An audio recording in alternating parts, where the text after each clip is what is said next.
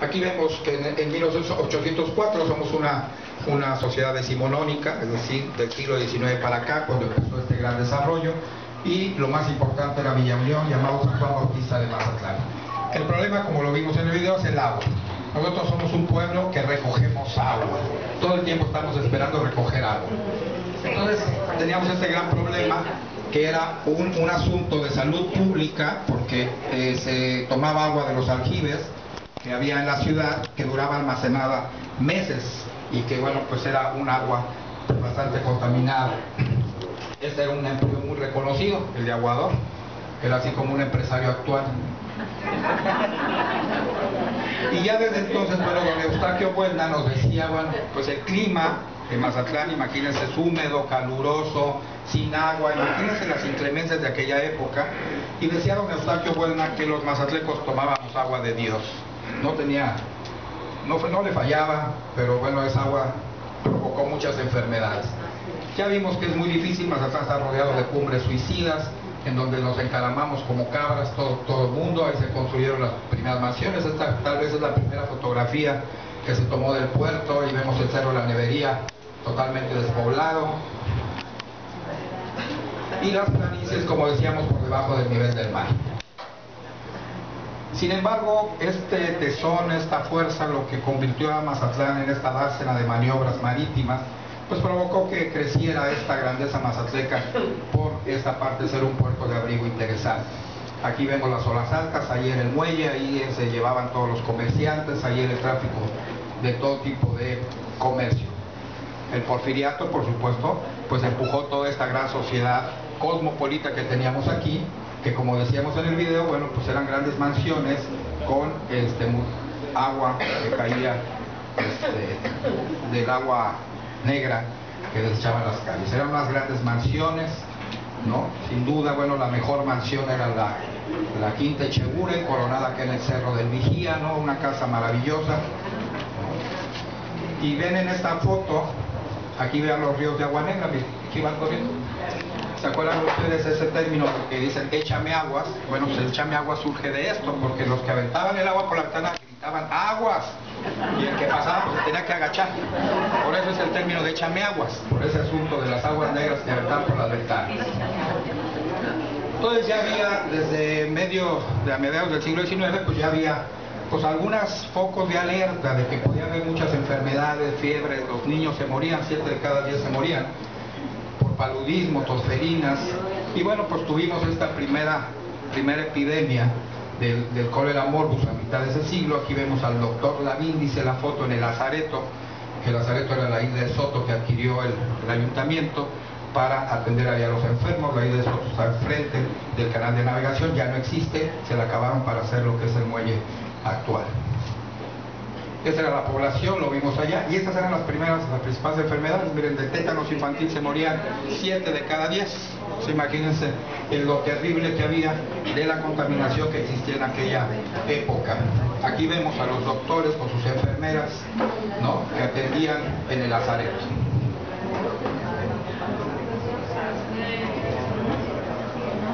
Y ahí veíamos que en 1849 había el Hospital Civil del Imperio Mexicano. Era regulado por el Cerro de la Cruz. Sin embargo, la grandeza fue muy estulticia, es muy necia.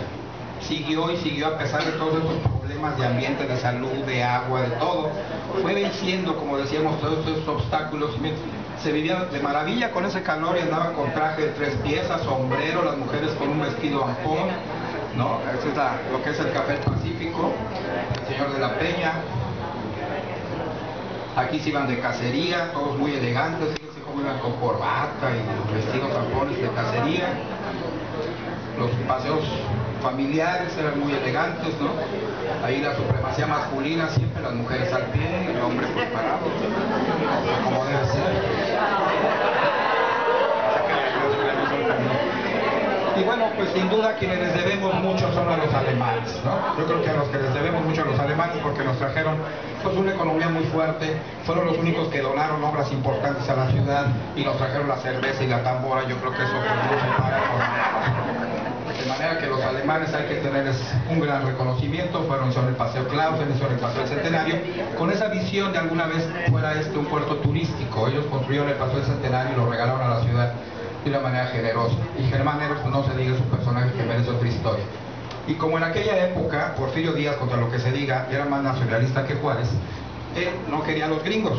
Entonces las primeras empresas que se vinieron a establecer a Mazatlán fueron ingleses, con los que él trataba, porque los gringos pues, nos querían poner el pie en el cuello, como siempre lo hicieron y lo lograron. Pero los gringos muy listos pues pusieron su consulado, y el consulado de Estados Unidos, pues en medio de todas estas inmundicias alrededor. Pero ya sabían que esto iba a prosperar, entonces el consulado fue de los primeros que se pusieron en el mundo en Mazatlán. Y vivíamos en una cuestión de modernidad. Mazatlán, a pesar de todo, pero gracias a estos extranjeros, pues había luz pública, había tranvía y por supuesto el agua entubada, que fue todo un éxito, ¿no? Que es toda una historia la del agua. Pero bueno, venían toda esta parte que veníamos arrastrando, que nadie le ponía atención ni al drenaje ni nada, pues somos un pueblo que nos gusta el jolgorio. Dicen que nuestra historia se cuenta por carnavales, es cierto. Y así es, el ánimo siempre dispuesto. Los mazatlecos, pues no nos importaban las enfermedades, las condiciones insalubres, ¿no? Que generaron la proliferación del mosquito que propagó pues la famosa fiebre, el cólera, la fiebre amarilla. Aquí vemos pues la ciudad en aquellas épocas, y entonces ahí viene una epidemia fuerte, ¿no? En el 83, que es la fiebre amarilla. Ahí pues ya cuando los médicos no pueden hacer nada, pues lo único que nos queda es pedirle a Dios que nos salve. Entonces ahí, pues este es el periódico El Pacífico, cómo está la situación de la fiebre amarilla. Pues entonces hubo muchísimos muertos. El doctor Mariano Zúñiga, que fue el responsable, bueno, pues él permitió que bajara de un buque contaminado, gente contaminada, al doctor Mariano pues lo quitaron del puesto, lo sancionaron, y bueno, pues todo de esta fiebre amarilla, que fue muy penosa y que murieron miles. Bueno, pues lo mejor fue que se murió también Ángela Peralta. Y digo lo mejor porque pues a Mazatlán no lo conocían en el mundo nadie. Entonces cuando se muere aquí Ángela Peralta, bueno, pues pusieron en el mapa a Mazatlán. En el mapa mundi entró Mazatlán, y además porque la fiebre amarilla pues era una enfermedad que se estaba estudiando en el mundo, y entonces aquí cayó. Estos eran los síntomas. Yo creo que es medio escatológico, pero bueno, así era, ¿no? Y era toda esta situación de cómo salían el vómito negro y todas las defecaciones, era algo así medio tristón. Y estos eran los remedios, que como dicen aquí, miren, por ejemplo, el ron y el coñac pues era lo mejor, ¿no? Porque lo demás pues era hierbabuena y canela y fomentos y poner a correr al enfermo para que sudara, y siempre, bueno, pues los remedios eran eso, sudar para que se nos saliera el demonio. Bueno, pues era lo que hacían los médicos, no tenían mucho conocimiento del tema. Se hizo una desinfección muy importante de casas, como ya vieron en el video, se hizo una desinfección, y ahí está el saldo trágico. 2.541 personas muertas en ese año del 83, que representó el 16% de la población. Fue un drama, porque es todo un problema de un desastre sociodemográfico. Entonces esto fue lo que decía la conjunción de los elementos. ¿Cuáles fueron? Bueno, pues la gente que provenía de la gente de fuera, principalmente la contaminación vino de fuera, y los que vinieron de fuera, como la compañía de ópera de Ángela Peralta, se murieron todos. Muchos de los soldados de aquella época que venían de otras regiones también. La falta de agua, el ambiente favorable, todo esto fue lo que metió esta situación. Bueno, vinieron las medidas emergentes, como todo el gobierno hace las cosas ya que pasó toda la tragedia, pero tomaron esas medidas, ¿no? Para prevenir esto. Entonces hizo el lazareto, y en fin, que nunca se hizo. Este es otro lazareto que se iba a construir en donde está actualmente la Escuela de Ciencias del Mar de la UNAM. Nunca se hizo, bueno, pero ahí quedó. Y se incineraron muchas fincas contagiosas. Se quemaron muchas casas en aquella época. Y esta preciosidad, que es la Quinta Echeguren que vimos en el video, esta tiene toda una historia. Don Pedro Echeguren era el más rico de todos los ricos, era el dueño de las minas de Guadalupe Los Reyes. Y entonces, bueno, le construyó esta casa a su esposa para que se viniera a vivir, pero la esposa, como era de cierta alcurnia española, dice: yo no me voy a vivir en un pueblo de indios, ¿no? ¿Qué pasa? Entonces no se viene. Entonces, bueno, don Pedro pues no se agüita, y entonces se casa con su sirvienta. Le hace la comida, le calentaba el carro, es una maravilla. Y entonces pues la señora que era de sirvienta subió a ser la esposa de don Pedro Echeguren, que es toda una historia maravillosa de las novelas rojas de Televisa, ¿no? Esa era simplemente doña Concepción, ¿no? Doña Concepción Moreno, que era una señora de Rosario que vino a hacerle la labor doméstica a don Pedro. Y cuando don Pedro se muere, pues deja un mineral. Entonces ahí es donde vienen esas bodas que se puso de moda también después con Ángela Peralta. Pues la primera fue la de don Pedro. Don Pedro se casa con la esposa, con doña Concepción, ya muerto. Lo casan ya muerto porque toda la herencia se va a ir a la beneficencia, en fin. Entonces la casan muerto y entonces doña Concepción, pues millonaria, se va a Europa, casa a sus hijas con nobles y nunca vuelve ni por la feria. Y bueno, doña Ángela Peralta, bueno, pues le sucede lo mismo, era bastante feíta, ¿verdad? Y aparte de lo feíto, el nombre, ¿no? El nombre que le pusieron a la pobre mujer. Pero usted sabe que Dios es justo. Entonces le dio una voz maravillosa. Ya muy chiquita ella, debutó en la Scala de Milán. Dicen que cantaba como Los Ángeles, Ángela canta como Los Ángeles, una maravilla. Estos son los que se murieron, para que vean la cuestión del contagio. Se murió casi, el ataque lo sufrió casi toda la compañía de ópera, ¿no? Entonces doña Ángela Peralta, que llegó con este barco, que supuestamente está contaminado, bueno, pues murió 10 días después aquí en Mazatlán. Nunca cantó, por ahí dicen que sí cantó, que nunca cantó. Dicen que del balcón, y bueno, pues son historias que nos conviene, bueno, que cantó el balcón, muy bien. Pero entonces se muere doña Ángela Peralta y sucede la otra boda, tomando la historia de don Pedro Echeguren, que la casa, ya estando muerta, con su representante. Es una boda maravillosa, en donde la casa 45 minutos antes de morir. Imagínense con los síntomas que vimos de la fiebre amarilla, qué boda tan maravillosa, ya vomitando, toda esta parte de los cuajerones que decían por ahí, ¿no? Y después muere ella, ¿no? Entonces en las actas de matrimonio y de defunción, bueno, pues media 45 minutos.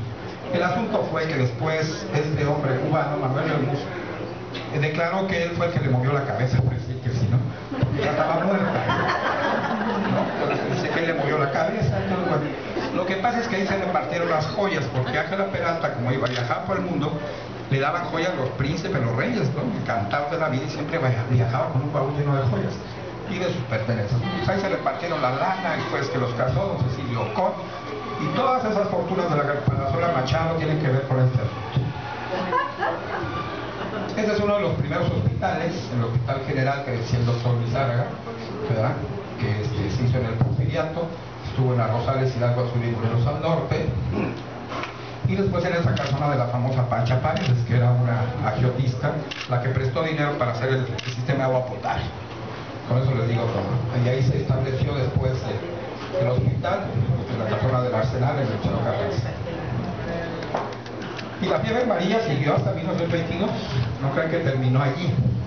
Después de lo que ustedes hicieron, bueno, pues ahí está todo un registro que hasta 1922 ya se consignó el último caso.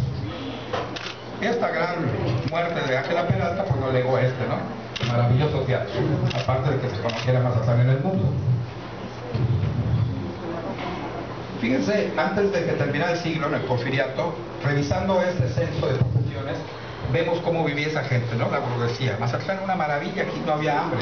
Por eso José Alfredo cantó eso, pues aquí la vida se pasa sin llorar. Y aquí vemos cómo hay cocheros, tenemos aguadores, tenemos una serie de profesiones que nos hablan de aquel momento. Y fíjense, médicos 11 y practicantes de medicina 3, y creo que dentistas, por ahí salió en el anterior, 1 o 2, ¿no? No nos importaba la salud, pues no había tantos médicos, a pesar de todas estas epidemias terribles, ¿no? Y había, para felicidad de muchos, había solamente un periodista, aquí está. Todos eran periodistas, no había problema, y ese periodista se dedicaba a hacer la crónica social de los grandes banquetes de don Pedro Echeguren, de su hermano, de todos los ricos. Era de sociales, eran crónicas, ¿no? Entonces los zapateros eran una profesión muy respetable, igual que los sastres. Los sastres eran totalmente respetables porque no había ropa hecha. Entonces aquí tenemos 117 sastres. Por ahí vimos empleadas domésticas cerca de 300 o 400, o sea, un número tremendo. Y empezamos el siglo XX y arrancamos con la cervecería del Pacífico, ¿no? Entonces la grandeza vuelve por sus fueros. Estas son las primeras cervezas que nos vivieron los de aquella época en cajas de madera, ¿no? Capaz con cera. Luego vino el barrilito, maravilloso. Y luego pues la felicidad y el Progoro viajó en estos camiones durante más de un siglo y sigue viajando en estos cervezos, en estos vehículos. Pero don Martiniano Carvajal seguía insistiendo pues que estábamos creciendo muy bonito, que progreso, pero bueno, había muchos problemas por la inmundicia porque no había drenaje. ¿Cómo no lo hay ahora? O sea, no hay ningún problema. Y entonces viene a principios del siglo, con la inauguración de la cervecería, el cólera morbus. Entonces aquí volvemos a lo mismo, empezamos a incendiar casas, la rata que era el vector, ustedes saben que estamos llenos de ratas por todos lados, de los dos tipos. El día que levantemos el Pino Suárez van a ver la cantidad de ratas que salen de ahí. Yo pensaba que esta fotografía era de los ricos que estaban en el Círculo Benito Juárez, está en la Machado, la parte de arriba. Que iban a jugar vencidas, fue la primera que vi, van a jugar vencidas. No se trata de eso, lo que pasa es que Martiniano Carvajal dijo, nos tuvimos que enfrentar a dos enemigos poderosos. Uno, la misma enfermedad, la epidemia, y dos, la ignorancia. Nadie se quería vacunar, todo el mundo decía, no, me van a matar o me van a contagiar, entonces nadie quería que lo vacunara, entonces ellos se vacunaron haciendo este acto heroico. Yo creo que ya los mazatlecos no lo hacemos esto ni en el martes de carnaval, andar probando vacunas, menos, ¿no? Entonces todo el problema urbano seguía pues con este desagüe al aire libre, ¿no? Era una serie de contaminación terrible. Entonces bueno, vino la peste. Entonces por todas estas irregularidades las casas seguían siendo en los barrios muy pobres, a pesar de que se tenía buenos ingresos. También era un empleado maravilloso porque pues era como el que tiene ahora un camión, pues así, con su burrito, era transportista. Y las calles de alguna manera se emparejaron para evitar esos acumulamientos del agua. Y vean cómo, yo creo que este sí le checa al secretario Ernesto Cordero. Sí le checa, porque aquí sí, miren nomás, la carne fresca costaba 12 centavos y el ingreso de un peso, pues olvídense, le alcanzaba para todo vivir feliz. Yo creo que él se refirió a este ingreso mínimo, el secretario de Hacienda, nuestra gran felicidad. Y por supuesto, bueno, el café, el frijol, y lo más caro pues era la panocha, ¿no? Que servía para muchas cosas, como siempre ha sido lo más caro. Pues la cerveza, que también es un indicador maravilloso, pues no se compara. O sea, una persona, un trabajador podía ir al mercado y se aventaba una cena completa por 25 centavos. Y una cena completa era pozole, tamales, tostadas y todo ese tipo de cosas. Y si se moría, un sepelio de lujo costaba 15 pesos. De lujo, ahorita lo vamos a ver en un anuncio. Para que vean que entonces se vivía bastante bien. Los edificios públicos como el Fuerte 31 de marzo sirvieron para albergar enfermos, la vacuna que les decía, la ignorancia, pues nadie se quería vacunar, de manera que andaban por todo el mundo ahí queriendo vacunarse. Ya está, miren, 15 pesos dice allá abajo, con todo, hasta la foto y todo. Ahí dice, y si nada más quieren los carritos, 4 pesos. De manera que la economía, bueno, pues era maravillosa. Y entonces este fue un negocio que prosperó de maravilla, porque pues había un montón de muertos, ¿no? Entonces surgían las funerarias, como ahora surgen muchas funerarias, desafortunadamente. Una de las grandes medidas que se tomó, aparte de la sanidad del puerto, eso que no se utilizaba después de esta peste, fue que las mujeres usaran calzones, ¿no? Porque no usaban. Entonces no se usaban por los calores, me imagino. Entonces Martiniano Carvajal dispuso que todas las mujeres a partir de entonces usaran calzoncillos, que son, bueno, por supuesto, el antecedente de la pantaleta, porque por abajo entraban el detritus del piso, pues por ahí entraban las infecciones. Fue una buena costumbre. Volvió un gran periodo de prosperidad. Seguimos carnavaleando de maravilla, ¿no? La zarzuela, aquí estaba instaladaza, ¿no? En el Teatro Rubio había muchas zarzuelas, los que les gusta esto. Ya viajaba la gente en estos Forte del Felton, Charlie Felton, que eran los que distribuían los jóvenes. Luego vino la revolución. Previamente hubo una fiebre tosferina, una epidemia tosferina en 1912, y por supuesto después la influenza que mató a millones en el mundo en la Primera Guerra Mundial. Pero bueno, vino la revolución, pero eso ni siquiera nos inquietó, porque el carnaval no se suspendió. El carnaval se suspendió nada más en 1903 por el cólera morbus. Aquí fue una sede de los zapatistas, muy raro, algo lejos de su casa, pues aquí andaban los zapatistas, luego pues echando bala en el panteón que tenemos aquí cerquita. Y que es un montaje, por supuesto, que también nos llena de orgullo, así como la desgracia de la fiebre amarilla. Bueno, pues que Mazatlán es la primera ciudad bombardeada desde el aire en el mundo. Fíjense qué orgullo. Bueno, entonces, este es un fotomontaje que hizo don Miguel Valadez con Padre Gosset, y le pusieron la avionetita. Esta foto, por supuesto, no es original. Se hicieron para ilustrar el momento, y esto era momentos antes de que estallara una bomba, que se le cae al copiloto accidentalmente, una bomba con balines y todo, mata a 4 personas y 7 heridos, ¿no? Y eso nos puso también en el mapa mundial, la primera ciudad bombardeada. Y luego tuvimos algunos ciclones, intermitentemente en estas calamidades de la grandeza, hubo ciclones, pero unos ciclones pues los tomaba la gente bastante bien. Miren, aquí están 2 tipos ahí amanecidos después del ciclón, muy guapos y elegantes. Este es de un ciclón de 1927, así quedaron las horas altas. Este es el Jennifer del 68. No alcancé a meter fotos del Olivia, que por supuesto fue el más importante en el 75. Y bueno, pues a partir de entonces, con la Segunda Guerra Mundial, se planea construir un hospital en forma por primera vez en 1941. Y es cuando se construye su primer hospital civil, que nunca se termina, que queda siempre a la mitad. Y después, con la presencia de Jesús Cumate, un gran mazatleco, se inauguró, bueno, finalmente este hospital en el que estamos cumpliendo 22 años. Y aquí vemos algunos de los médicos. Yo estoy seguro que la historia de la medicina, como dijo el doctor Izárraga, está por escribirse. Hay muchas historias de médicos maravillosos que han construido esta grandeza mazatleca.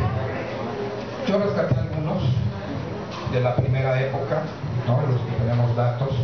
Ahí hay muchos que ustedes seguramente reconocen o conocieron. Don Olavo Corona, que es una historia maravillosa, fue el primer doctor que toreaba con pértiga. Toreaba con una pértiga y brincaba los toros por encima. Era un personajazo. Aquí vemos muchos más, ¿no?, que han estado como directores de este hospital durante los años que han trabajado muchísimo por la salud de nuestro pueblo. Aquí tenemos esta fotografía tomada en el 60 y tantos. Tenemos a varios doctores. Y por supuesto las enfermeras, que nunca se les ha reconocido su gran papel.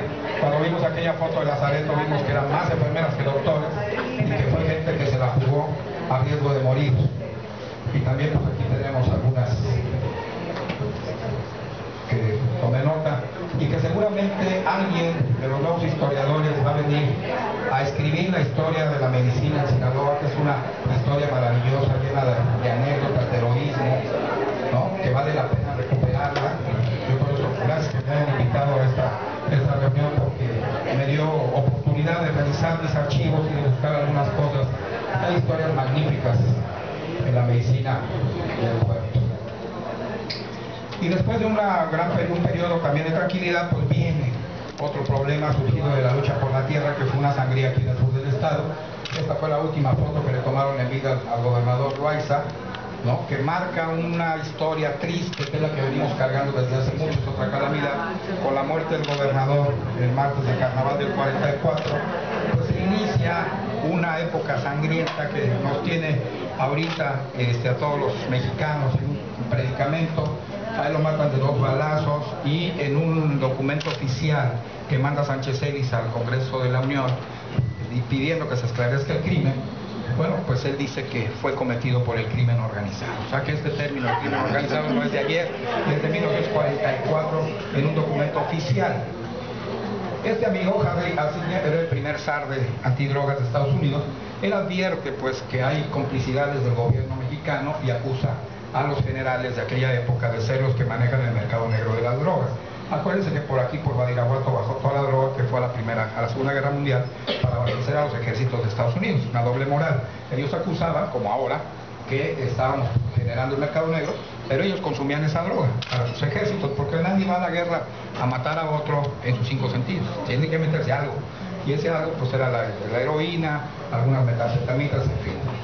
Y este tipo que parece la película Los Intocables, bueno, vino a Sinaloa. Este amigo es el inventor de Las Vegas, el Benny Buxi Seeger. Él vino a Sinaloa a hablar con los generales pues, para manejar con su pistolero Lucky Luciano todo el negocio de las drogas. Entonces empieza a surgir esta gran industria, una perversa calamidad que nos tiene así. Estos son los jóvenes sinaloenses que han muerto en los últimos 4 años hasta el último día del año pasado. Y esto sigue creciendo.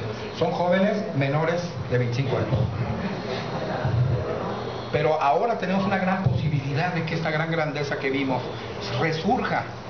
Nuestros hijos y nuestros nietos tienen la gran oportunidad que a lo mejor no tuvimos nosotros, porque con esta asociación que vamos a tener con la cuenca del Pacífico, pues por aquí va a salir toditito a China, por Mazatlán, toda la parte del este de Estados Unidos con esta famosa carretera, pues va a salir por ahí. Nos vamos a asociar con las 2 economías más importantes del mundo, China y Estados Unidos. Entonces vamos a tener a todos los estados más importantes de Estados Unidos, son los que tienen petróleo y gas, son los más ricos. Pues por aquí va a venir todo este dinero. Van a venir toda esta actividad económica que va a pasar por acá y que va a favorecer a todos nuestros muchachos y a nuestros nietos. Mazatlán va a seguir creciendo, sin duda, y también la parte del CIP en Escuinapa, que como ustedes saben es 2 veces Cancún, cerca de 40,000 habitaciones, Mazatlán tiene como 12,000. Si bien nos va, son 40,000 habitaciones, para que vean el tamaño del proyecto. Pero yo pregunto, ¿nos estamos preparando para este resurgimiento de la grandeza mazatleca? Yo creo que no. Yo creo que no, porque no estamos cambiando la matrícula para que los muchachos estudien las carreras que van a necesitar esa economía. Hay que casar a alguno de nuestros hijos con una china. Meterla por ahí, porque ese es el futuro. Hay que tener el chino como tercer idioma. O sea, hay que empezar a ver eso. Y en Mazatlán no hay ninguna escuela que enseñe chino.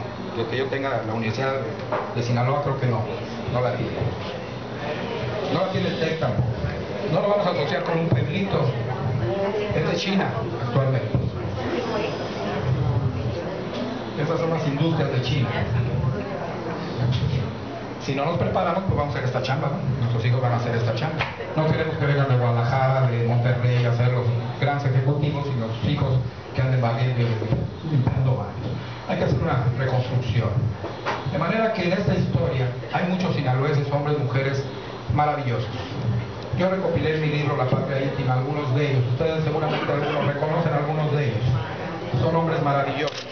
Hay 2 particularmente importantes para mí en este momento. 2 doctores de San Ignacio. Ignacio Millán Maldonado, es un oncólogo de primer lugar, de primer mundo, que le salva la vida a Diego Rivera. Y Diego Rivera, en gratitud, pinta el mural del Hospital de la Raza en su memoria. Los eran amiguísimos del alma. El Premio Nacional de la Asociación de Oncólogos lleva el nombre de Ignacio Millán Maldonado, de San Ignacio. Y su hermano, que aquí lo vemos, Alfonso, fue el padre de la psiquiatría forense en París, de un pueblito de aquí que se llama San Ignacio. Está mi amiga Chuchoco, no le va a gustar que diga pueblito. Bueno, él salva al Che Guevara, que lo querían matar la CIA y todo eso, lo esconde en un manicomio que él dirigía, y ahí lo esconde. No batalló mucho porque el Che pues sí parecía esquizofrénico, ¿no? Entonces no batalló y ahí lo esconde. De manera que aquí vemos a mucha gente, aquí vemos a doña Dolores Izaguirre, que gracias a ella todas las mujeres votan, mazatleca, casada con Adolfo Ruiz Cortines. Gracias a ella que convenció a su marido.